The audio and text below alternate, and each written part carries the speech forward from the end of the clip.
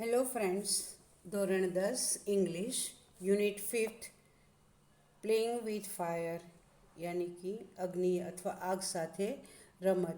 એમાં મિત્રો આપણે જોયું કે ફટાકડા બનાવવાના વિજ્ઞાનને પાયરોટેકનિક્સ કહેવામાં આવે છે અને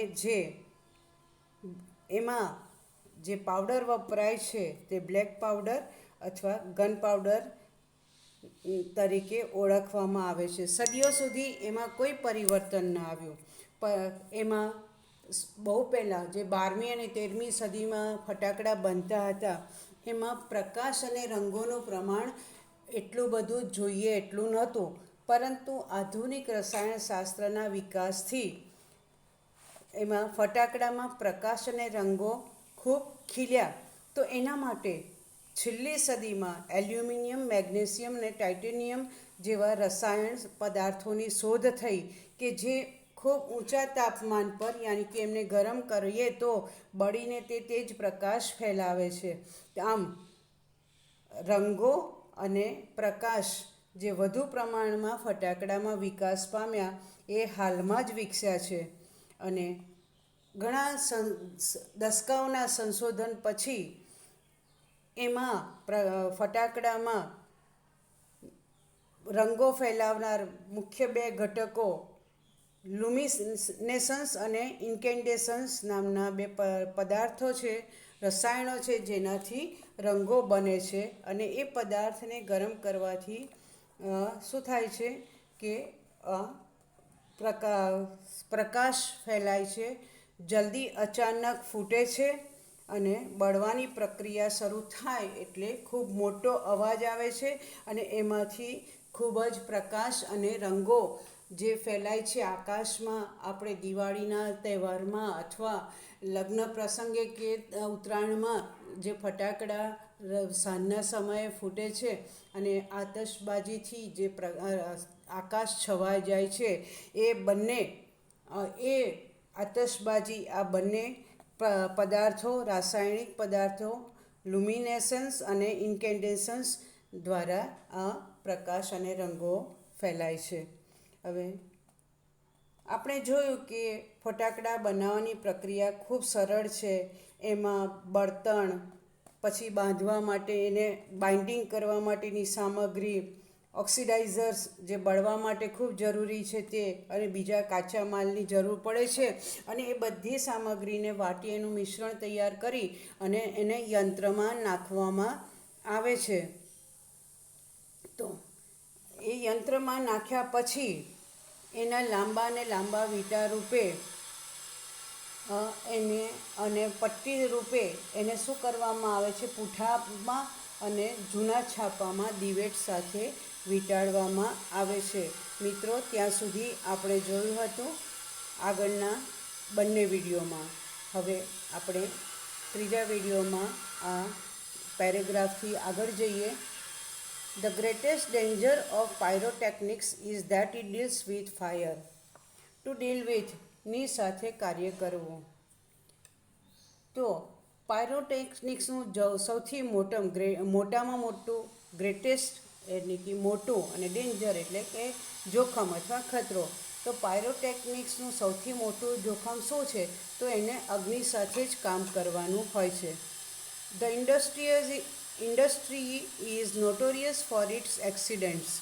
કારણ કે અગ્નિ સાથે કામ કરવાનું હોય અને આપણે આગળ જોયું કે આ જે અંદર ફટાકડાની અંદર જે સામગ્રી ભરવામાં આવે છે અને એને થોડીક અમથી પણ ગરમી મળે તો એમાં શું થાય છે, બળવા લાગે છે અને એના કારણે અહીંયા એમ કહે છે કે અગ્નિ સાથે કામ કરવાનું છે માટે એને શું કહેવામાં આવે છે કે જોખમકારી માનવામાં આવે છે.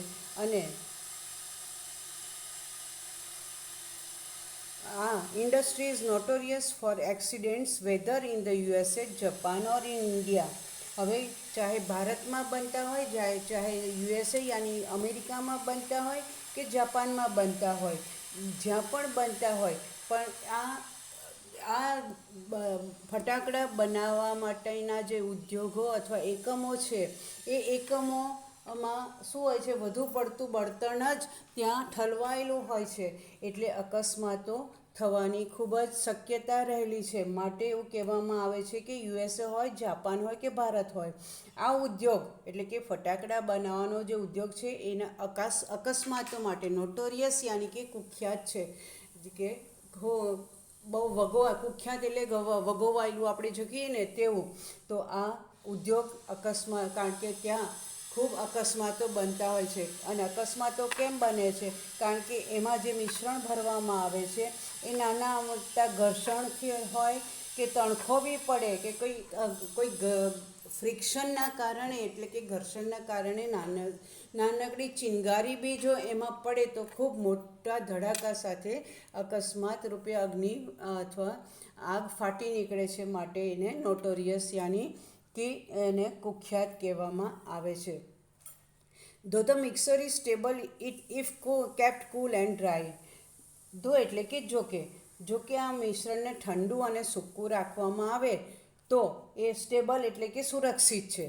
મિશ્રણ જે જ્યાં મૂકેલું છે એ જગ્યા પર એને સુરક્ષિત રાખવું હોય તો ત્યાં ઠંડક અને શું રાખવું પડે છે ને સૂકું રાખવામાં આવે. જ્યાં સુધી એને બાઇન્ડ ન કર્યું હોય ત્યાં સુધી અગ્નિ પકડતું નથી. પરંતુ જો શું થાય, it can catch fire if heat is accidentally applied through too much friction, sometimes or from a spark or an impact. હવે આ મિશ્રણ ત્યાં સુધી સુરક્ષિત છે કે જ્યાં સુધી તે ઠંડુ અને સૂકું હોય તો, પરંતુ ક્યારેક વધુ પડતા ઘર્ષણથી, એટલે કે friction, through too much friction, sometimes ક્યારેક એમાં શું થાય, ઘર્ષણ થાય, અથવા ફ્રોમ એ સ્પાર્ક એટલે કોઈક તણખો પડે, ઓર એન ઇમ્પેક્ટ અથવા એમાં શું થઈ જાય, એમાં આકસ્મિક રીતે અથડાઈ જાય અને જો ગરમી ઉત્પન્ન થાય તો શું થાય, તો તેમાં શું થઈ શકે છે, તો એમાં આગ લાગી શકે છે. Scientist are looking for ways of making fireworks safer.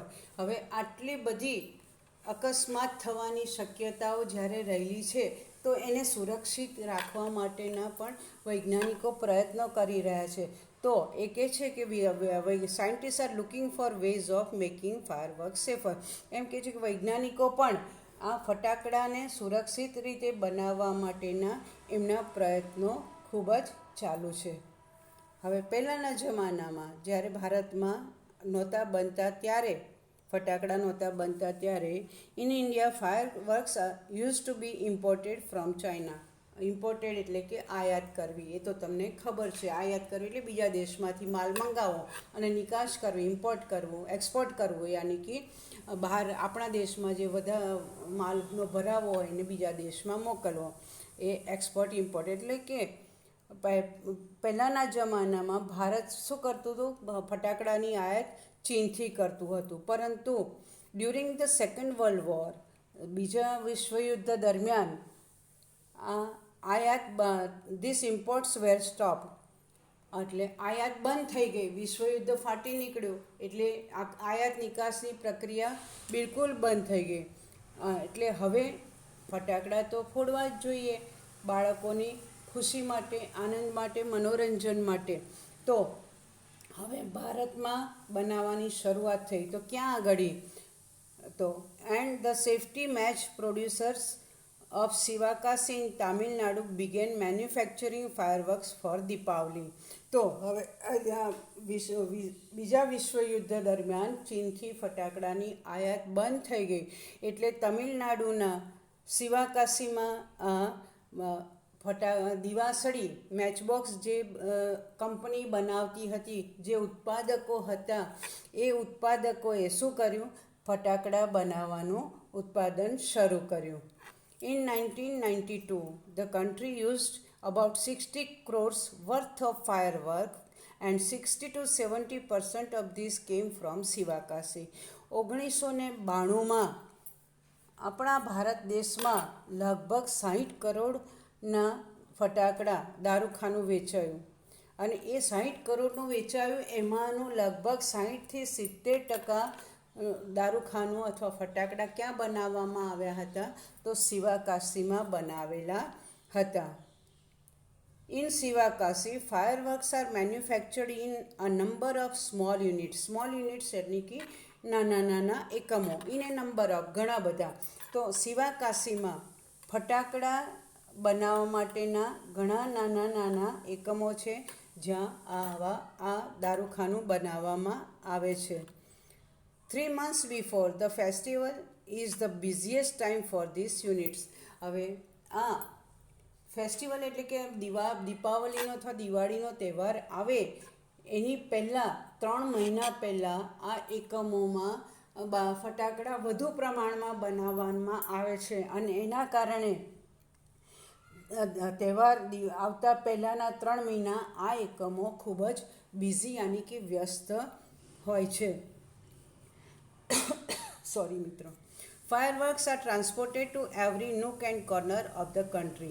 અને ત્યાર પછી દિવાળી આવતા પહેલાં તો એવરી નૂક એન્ડ કોર્નર એટલે દરેક ખૂણે ખૂણે, તો દેશના દરેક ખૂણે ખૂણે, ત્યાર પછી ટુ ટ્રાન્સપોર્ટ એટલે એક સ્થળેથી બીજા સ્થળે પહોંચાડવું. તો દેશના દરેક ખૂણે ખૂણે આ ફટાકડા પહોંચાડવામાં આવે છે. The working conditions of these units are however far from satisfactory. Satisfactory એટલે સંતોષજનક. However far from એટલે કે એમની ઘણી બધી સંતોષજનક પરિસ્થિતિ કરતાં તેમની કાર્ય પદ્ધતિ કેવી છે? આ એકમોમાં કાર્ય કરવાની પરિસ્થિતિ બહુ સંતોષજનક નથી. તો કેમ નથી? આ એકમો જે નાના નાના એકમોમાં આ ફટાકડા બને છે એ એકમોમાં કામ કરવાની પરિસ્થિતિ બહુ સંતોષજનક કેમ લાગતી નથી? તો એનું કારણ છે there are very few testing facilities for quality or uniformity. તો આ દારૂખાનાની ગુણવત્તા, ક્વોલિટી એટલે કે ગુણવત્તા, અને યુનિફોર્મિટી યાની કે એક સરખાપણું, દરેક વખતે ફટાકડામાં સરખા એટલે એક જ સરખા પ્રમાણમાં રાસાયણિક જે રસાયણો ભરવામાં આવે છે તે, પછી એની ગુણવત્તા એટલે ઉચ્ચ ક્વોલિટી. કેટલાક ફટાકડા જો મિત્રો આમ તમે આગ લગાડો એની સાથે ફૂટે છે, એ હલકી કક્ષાના હોય. કેટલાક ફૂટ્યા વિના જ આમ જ પડી રહેતા હોય છે. તો એ બધા હલકી કક્ષાના જે હોય છે ફટાકડા, એને ગુણવત્તા કહેવામાં આવે. તો આ એમ કહેવાય છે કે આ જે એકમોમાં કામ કરવાની પરિસ્થિતિ કેવી છે? સંતોષજનક નથી. કારણ કે તેમાં ગુણવત્તા અથવા એક સરખું ધોરણ જાળવવા માટેની જે ચકાસણી કરવામાં આવે છે એની સાધન સામગ્રી બહુ ઓછી છે. ટેસ્ટિંગ ફેસિલિટીઝ યાની ચકાસણી કરવાની સાધનની સામગ્રી ઘણી બધી ઓછી છે. This is and hardly any safety measures in force. અને સેફ્ટી મેઝર્સ એટલે કે સુરક્ષા, અને એની સુરક્ષા એ એકમોની અને જે માલ બન્યો હોય જ્યાં જગ્યાએ સચવાઈ રહ્યો છે એ બધાની શું છે? સુરક્ષા બહુ ઓછી છે. એટલી બધી સાવધાની અથવા એની સલામતી રાખવામાં આવતી નથી. અને એના કારણે આ કામ આપણા અહીંયા જે કાર્ય કરે છે આ એકમો, એની કામ કરવાની પદ્ધતિથી સંતોષ છે નહીં. અને એના માટે this is why we here of accidents in Sivakasi year after year. અને એના કારણે યર આફ્ટર યર એટલે કે દર વર્ષે શિવાકાશીમાં ઘણા બધા શું થાય છે? અકસ્માતો થાય છે એવું આપણને સાંભળવા મળે છે. જો કે આ અકસ્માત થવાનું કારણ કે આ સ્થળ કેવું છે? એમાં ઉર્જા જેને નાનકડી આમથી ચિનગારી કે નાનકડા આમથા તણખાથી પણ એમાં શું થાય છે? આગ લાગી શકે છે, અકસ્માત થઈ શકે છે. અને એ જ આપણે શિવાકાશીમાં દર વર્ષે આવા અકસ્માતો બને છે એવું આપણે સાંભળીએ છીએ. It is very difficult to get information on how to manufacture fireworks because it is not considered safe to give everybody the details. તો આ અકસ્માતો થાય છે અથવા એની કામગીરી કેવી છે, ફટાકડાનું ઉત્પાદન કેવી રીતે થાય છે, તો એની માહિતી મેળવવી. It is very difficult to gate information એટલે આ ફટાકડા કેવી રીતે બને છે એની માહિતી મેળવવી હોય એ બહુ મુશ્કેલ છે. કેમ મુશ્કેલ છે? તો એનું કારણ છે કારણ કે આ જે માહિતી જો બધા જ લોકોને આપીએ તો એ સુરક્ષિત ગણાય નહીં. જેમ કે અથવા મોનોપોલી પણ પોતાની ન રહે. તમને કદાચ મિત્રો ખબર નહીં હોય કે આપણે અહીં આગળ જે બરોડા ડેરી છે, તો બરોડા ડેરીમાં દૂધ અને દૂધની ઘણી બધી બનાવટોનું ઉત્પાદન થાય છે. તો એ દૂધની જે બનાવટો છે એ માટેના એ પ્લાન્ટ આપણને જોવા માટે, મુલાકાત લેવા માટે જઈ શકીએ છીએ. પરંતુ એમાં જે મીઠાઈઓ બને છે, શ્રીખંડ બનાવે છે, એ પ્લાન્ટ જે છે એમાં કોઈ આવી રીતે બીજા વ્યક્તિઓને પ્રવેશ નથી. ફક્ત એમાં જે કામ કરતા હોય એ જ એમ્પ્લોઈઝ ત્યાં જઈ શકે. કારણ કે એ મોનોપોલી છે. જો બધા જ આ બનાવતા આ રીતે શીખી જાય તો પછી બધા પોતપોતાના ઘરે એવું બનાવતા થાય અને એમનો માલ વેચાય નહીં. તો એવી જ રીતે આ ફટાકડા કેવી રીતે બને છે એની માહિતી કોઈને આપવામાં આવતી નથી. કારણ કે જો બધાને આ માહિતી આપે, it is not because it is not considered safe to give everybody the details. આ માહિતી ફટાકડા કેવી રીતે બને છે એવી માહિતી જો બધાને આપીએ તો એ સુરક્ષિત ગણાય નહીં. એવો થોડો ગન પાવડર લાવીને તમે બી ઘેરે બનાવવાનું શરૂ કરી દઈએ તો એટલે આ સુરક્ષિત ગણાતું નથી. અને પછી ઘરે ઘરે બધા આવા અકસ્માતો બનવા માંડે, એટલે એ સુરક્ષિત ગણાય નહીં. Only a very few reliable persons are taught this art. Reliable યાની કે વિશ્વાસપાત્ર અથવા વિશ્વસનીય. તો આ પણ એક કલા છે. ફટાકડા બનાવવાની પણ એક કલા જ છે. તો એ કલા કોને શીખવાડવામાં આવે છે? ફક્ત વિશ્વાસપાત્ર લોકોને જ આ કલા શીખવાડવામાં આવે છે. મિત્રો, અહીંયા સુધી આપણે થોડા આ યુનિટને થોડા ભાગમાં લઈ અને વિડીયોઝ ભલે વધુ બને, પરંતુ મિત્રો આપણે એને થોડા પાર્ટમાં વહેંચીને શીખીશું. કારણ કે મેં આગળ પણ કીધું છે કે પાઠ અઘરો પણ છે અને એના શબ્દો એ પણ સમજવા થોડા અઘરા છે. માટે આગળના વિડીયોમાં જેમ કીધું હતું એમ ખૂબ ધ્યાનપૂર્વક વાંચજો, ધ્યાનપૂર્વક સમજજો. ત્યાં સુધી મિત્રો, we are signing off right now. Have a nice day. See you in the next video.